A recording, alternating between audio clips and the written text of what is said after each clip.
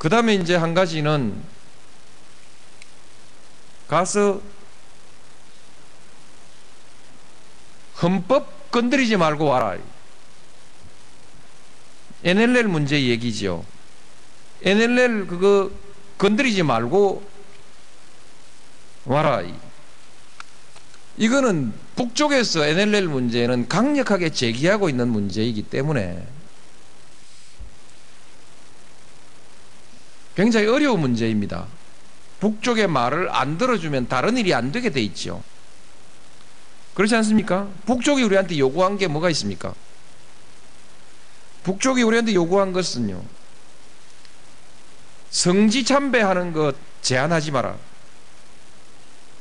성역에 대한 참배를 제한하지 말아라. 이게 구체적 요구이고요. 그 다음에 남북 간의 협력을 가로막고 있는 제도적 제약을, 법적 제약을 풀어라. 국가보안법 풀어라는 것이죠. 국가보안법을 저야 풀고 싶죠. 제 마음대로 되는 일이 아니죠. 국회가 안 된다고 했으니까 제 임기 동안에는 못 푸는 것이죠. 들어줄 게 한 개도 없습니다. 이 두 개. 그 다음에 NLL 문제. 그거 우리 숨통 막혀 죽겠다. 그리고 그 NLL 우리하고 합의해서 끈 거 아니잖냐. 북쪽의 주장은 이렇습니다. NLL 끌 때 우리하고 합의한 일 없고, 그 다음에 영토선을, 남북 간의 영토를 따질 일은 아니지만은 국제적으로 공인되어 있는, 통용되고 있는 영토선 획정, 영해선 획정의 방법에 따라 계산하면 안 맞지 않냐. 그 두 가지 주장이거든요. 여러분, 합의 안 한 건 사실이거든요. 그리고 영해선 획정 방법에 안 맞는 것도 사실이거든요. 저는 법률가니까 말이 좀 공하게 생겼죠. 그거 들고 나오면 참 말이 공합니다. 그렇다고 해서 좋소, 법적으로 합시다 하고 내 마음대로 자대고 쭉 꺾고 내려오면은 제가 내려오기 전에 우리나라가 발칵 뒤집어질 거 아닙니까? 내려오지도 못합니다. 아마 판문점 어디에서 좌파 친북 대통령 노무현은 돌아오지 마라, 북한에서 살아라, 이렇게 플랜카드 붙지 않겠습니까? 그러니까 NLL도 못 들어주지. 그 NLL, 그러니까 헌법 건드리지 마라, NLL 건드리지 마라라는 얘기거든요. 근데 NLL 건드리지 마라라는 말은 정확합니다. 할 수 있는 일이든 못 할 수 있는 일이든 간에 말은 정확한 얘기입니다. 저로서는 대단히 갑갑한 일이죠. 그러나 말은 정확한 얘기인데, 헌법 건드리지 말아라, 헌법에 위배한 합의하지 말아라, 그건 아니거든요. 설사 NLL에 관해서 어떤 변경 합의를 한다 할지라도 그것은 헌법에 위배되는 것은 아니라는 것이죠. 왜냐하면 대한민국 헌법에는 북한 땅도 다 우리 영토로 돼 있으니까요. 네. 돼 있으니까 NLL이 위로 올라가든 아래로 내려오든 그건 우리 영토하고는 아무 관계가 없는 거니까 헌법하고는 관계가 없는 것이죠.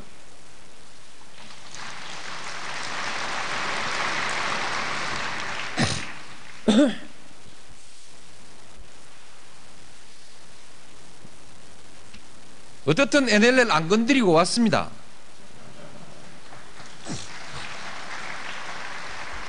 그러니까 북쪽이 달라고 하는 것은 하나도 주지도 않고, 우리가 보따리, 우리가 적어간 것만 우리 물목대로 다 적은 대로 4시간 동안 막 빨리 받아 적었는데 시간이 모자라서 맞아 다 적지를 못했습니다. 그래서 그 시간 안에 하여튼 우겨 넣을 수 있는 건 다 넣어가지고 한 보따리, 저는 그렇게 됐다고 생각합니다.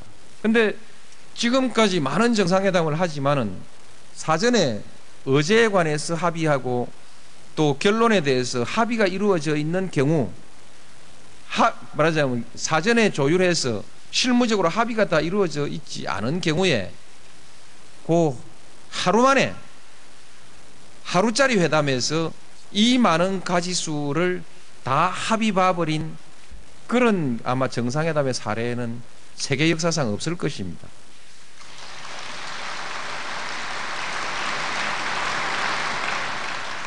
이게 그 외국하고 사이에는 있을 수 없는 일인데, 그래도 아무리 미운이 고운이 하고 어르렁거리고 싸우고 해도 이게 통역 안 하지요.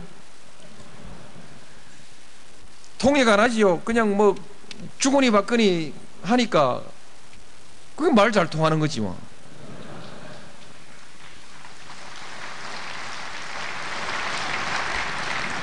말이 좀 통합니다 해놓고 나서도 아차 싶었다고요. 김정일이하고 말 잘 통하면 막 북한 가서 살아라 또 이렇게 나올까 싶어서 가슴이 조마조마한데 그래도 뭐 별로 큰 시비가 없이 다행히 넘어갔습니다. 그러니까 뭐 그 말이 잘 통할 수밖에 없죠. 문화가 똑같고 생각하는 게 똑같고 말이 똑같으니까 쳐다보고 뭐 안 통할 이유가 없죠. 물론 조금 전에 얘기했다시피 안 통하는 게 있습니다. 너 왜 자주 안 하냐고, 한국 왜 자주 안 하냐고 따지고 뭐 몇 가지 조금 전에 했던 세 가지 이런 것 저 하고 하는데 어렵죠. 네, 어쨌든 뭐 그렇게 하고 왔습니다. 이제 그 또 하나 이제 당부한 것이 핵 문제는 꼭 해결하고 와라. 이것도 당부였습니다. 당부였는데 사실 여러분 상식적으로 생각하면 핵 문제는 지금 육자회담 코스에서 잘 가고 있지 않습니까? 거기 한국이 참여하고 있지 않습니까? 되고 있는 것을 놓고 마치 도둑놈 취조하듯이 제가 가자마자 들당산 여보시오 핵 어쩔 거요?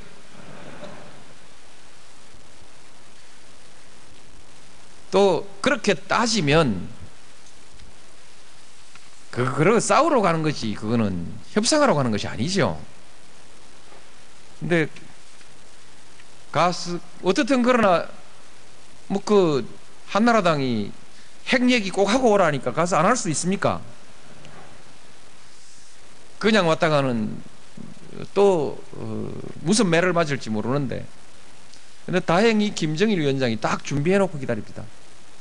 핵 문제 얘기 뭐 모두 얘기에 담아가지고 아주 간결하게 얘기를 했는데 다른 얘기에 대해서는 별다른 얘기 없어도 핵 문제 얘기는 딱 김계관 부상을 그 밖에 대기시켜놨다가 같이 보고받아 보겠느냐.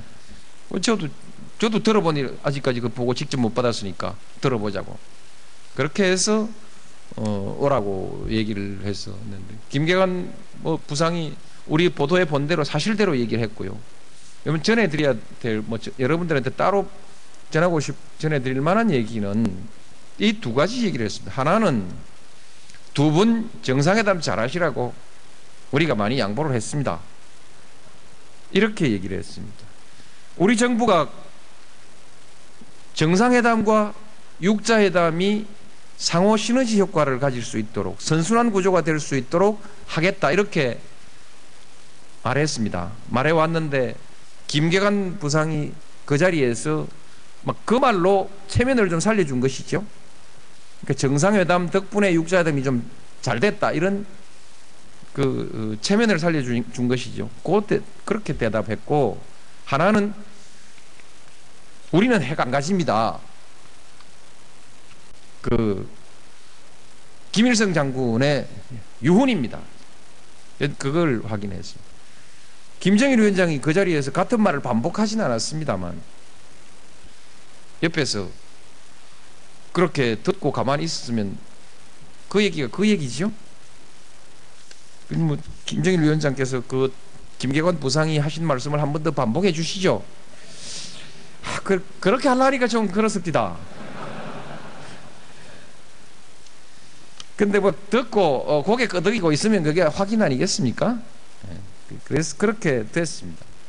됐는데 이제 합의서에 우리 쪽에서는 한반도 비핵화 선언을 다시 확인하자 이러니까 북쪽에서는 그 9.19 선언 안에 다 들어있는 건데 9.19만 말하면 되지 뭐, 실무자 간에서 약간의 힘겨루기를 한 것이죠. 제가 그걸 받아주라고 그랬습니다. 굳이 그것 갖고 옥신각신 싸우지 말고 9.19, 2.13 있으면 다 가는 건데 뭘 그걸 가지고 옥신각신하냐. 그래서 북핵 폐기의 맹세 이런 거를 제가 따로 안 받아왔다고 조금 와서 꾸중을 들었습니다만은 이 합의문 안에 다 들어 있습니다.